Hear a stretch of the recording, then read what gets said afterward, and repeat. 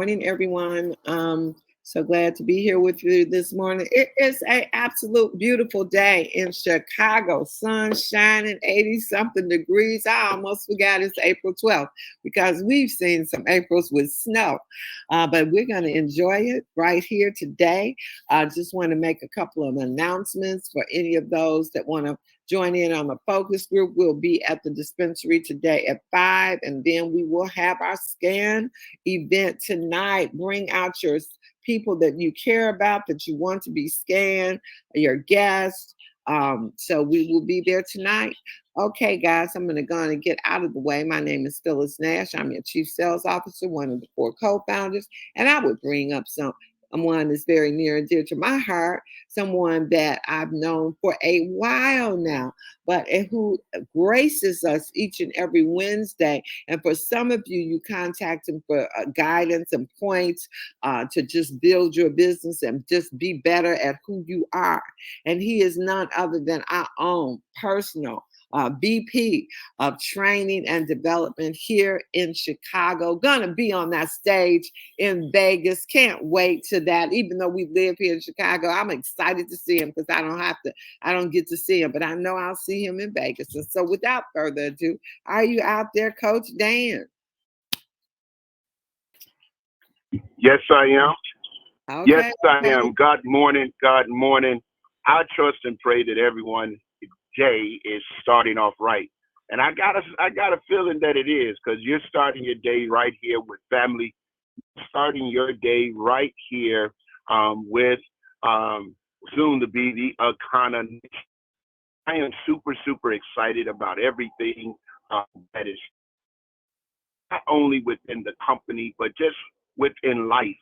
Because one thing I continue to understand, every time I have to do a funeral, every time I have to attend a funeral, I really, really understand that God is gracious and kind to allow us an opportunity to not only see another day, live another day, but I'm going to also say thrive through another day. You know, there's this idea, there's this mindset that we are embracing as a corporate family. This idea and this mindset deals with this term called elevate. Now, a lot of times, because I'm always training and developing my children, I'm always training and developing, and now it's just me and Josiah most days. And so I always seek to have a conversation with him about if I got to preach somewhere, what I believe. I ask him, what you think God is saying, different things like that. Or if I jump on this call, you know, I may ask, what do you think we should discuss this morning or tomorrow morning, whenever that is. And typically he'll give me something, and today he actually said, let's talk about the importance of nutrients. Now, I opted not to do that. And when he talked, and I said, give me context. And he said, well, it's one thing to maintain your physical body and make certain your physical body has nutrients. He said, but what about your spiritual nutrients? And I said, wow, that's pretty cool. But as I was praying very quickly, I believe that and I don't know why, but I'm going to go this route, and y'all will tell me if I messed up or not.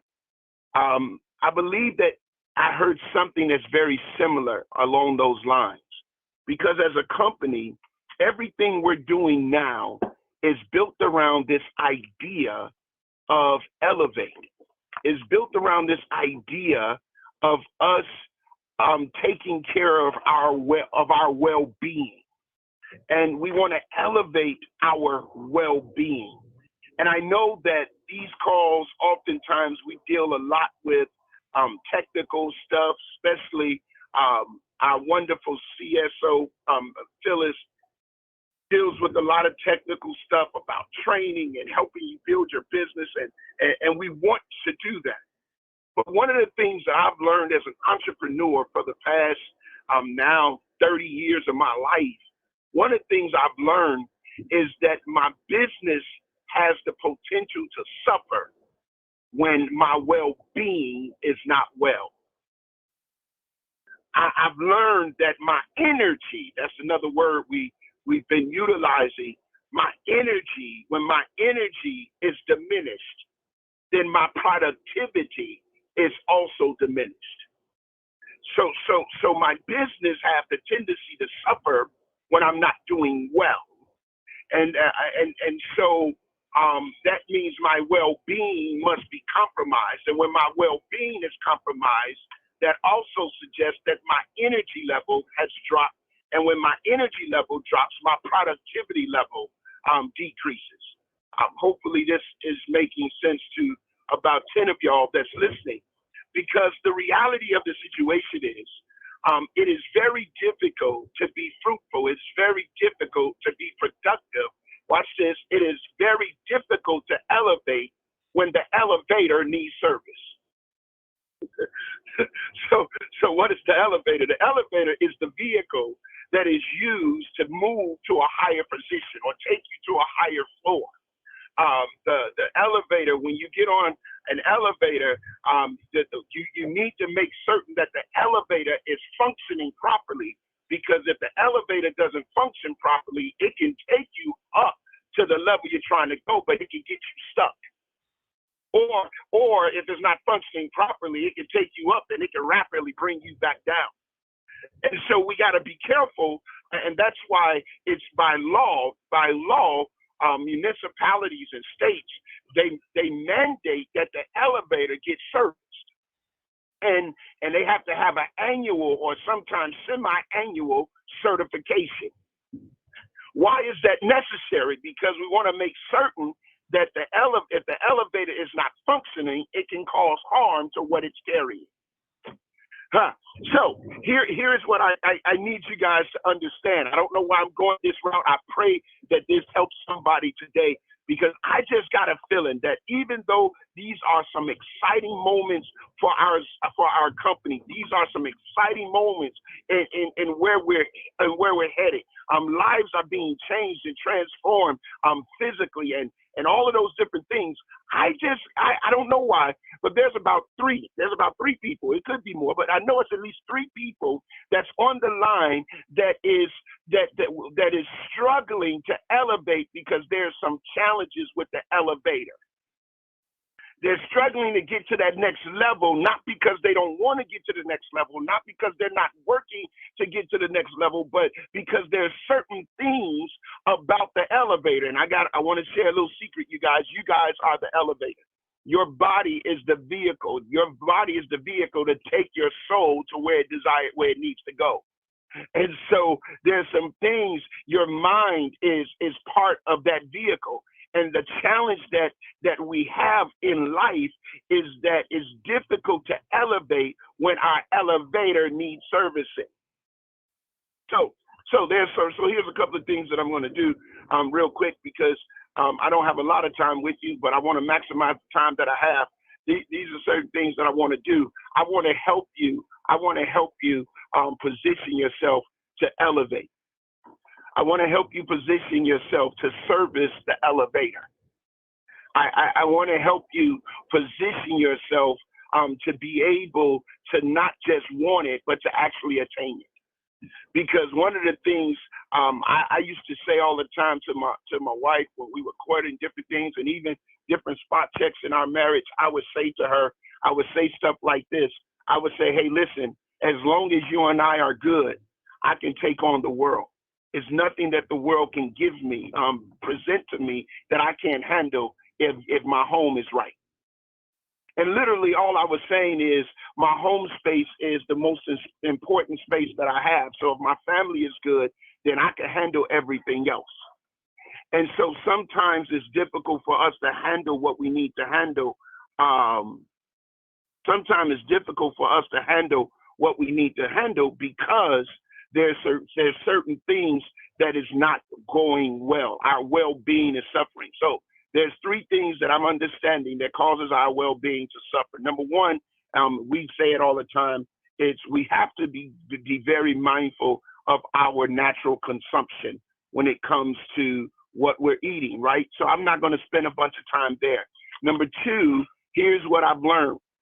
Regardless of what your space is, regardless of what your religion is, regardless of any of those things. I won't touch that. But you have to have some time of meditation. You have to have some time of what I want to call spiritual awareness. You got to have some type of something that's greater than you that you are leaning on and depending on for strength, and when your natural self don't have it. The truth of the matter is, Coach Dan, Pastor Dan, Dion, whatever you want to call me, the truth of the matter is, if I was not connected to something greater than me, then I would not have been able to sustain some of the hard knocks of life that was presented to me. I would not have been able to get out of my bed and function because of all of the dysfunction that was around me. And so for some of you, you may need a partner. You know, you may have a difficulty tapping into that source. So you need somebody that can be not only your accountability partner for business, but your accountability partner for your well-being. Who can you go to? Who can you talk to? Who can you communicate with? Who can you bounce things off? Who can you trust your vulnerability with? Who can you be transparent with? Are y'all hearing me? Because the truth of the matter is, your headspace, if your headspace is not going to be right, you won't have space to do anything. So number one, we got to take care of the physical body. Number two, we got to take care of the spiritual / I would say emotional aspects of what we deal with. And number three, we got to take care of our mind. How do you strengthen your mind? How do you take care of your mind? Well, no, there's three things that you got to be careful of when you're taking care of your mind. The first thing is you got to be careful of what you see. Everybody can't handle seeing everything. Some children can't handle watching scary movies because the scary movies become part of their dream, and then it creates an illusion as if it's part of their reality. So you got to be careful of what you see. Everybody can't handle listening to the news. It takes them, and all of the bad news that happens mentally and emotionally, it causes them to spiral in a direction that is negative and not positive because they can't handle it. So you got to be careful in what you see. The second thing you got to be careful of is what you hear. Because some of us have allowed negative Nelly now, and some of us have allowed the opinions of others to dictate how we move in our personal lives. Some of us have allowed what other people's fears to become our reality. Some of us have put too much stock in getting approval in what somebody else says. And as a result of that, we're not living our lives. We're living our lives based on someone else's expectation of us. And these moments are dangerous because now it reduces our energy. It causes our passion to diminish, and we find ourselves circling in a cycle of nothingness. The last piece, number one, so you got to watch your eye gates, what you see. Number two, you got to watch what you hear. That's why, again, you got to have somebody that is pumping faith in you when doubt is present. The last thing is you got to watch what you experience. Watch what you experience and watch who you experience. Who's in your surroundings? What does your surroundings look like? Because your experiences, here it is, have the tendency to shape your thoughts. What you see, what you hear, and what you experience kind of fashions and forms how you think and how you process. And as a result, that's going to determine what you say out of your own mouth. And then that's going to determine what you do. As a man thinketh in his heart, that's what he ultimately becomes. So it's very important and imperative, Akana Nation, that as we put ourselves in position to prosper, we must not only put ourselves in position to prosper financially, but we want to prosper spiritually. We want to prosper emotionally. We want to prosper. Mentally. We want to prosper in every aspect of our lives. We want to prosper physically. And so, above all, we want to prosper and be in health even as our soul prospers. So if you're going to elevate, if you're going to be able to move to a higher position than what in your life, then you have to make certain that you're properly servicing the elevator. So that means you have to be intentional. And so here's our takeaways real quick as I bring this to a close. And I hope that the three people that I was talking to, this was helpful for you. And the rest of you, I hope you just take the information and share it with someone else, and maybe it'll be helpful for them. But the three people that I was talking to, here's what I want you to do. What I want you to do, number one, that what you're going to have to do as you begin to elevate is you're going to have to make intentional decisions. Intentional decisions about how you live your overall life. So that means every day you have to make an intentional decision about how you take care of your body. Every day you're going to have to make an intentional decision about how you guard your heart and guard your mind based on what you see, based on what you hear, and based on what you experience. Every day you're going to have to make an intentional decision of whose voice you're going to listen to. Every day you're going to have to make an intentional decision about where your strength is going to come from when you feel that you're running on empty. And as you make these intentional decisions, I believe you'll begin to see the overall well-being of your life elevate.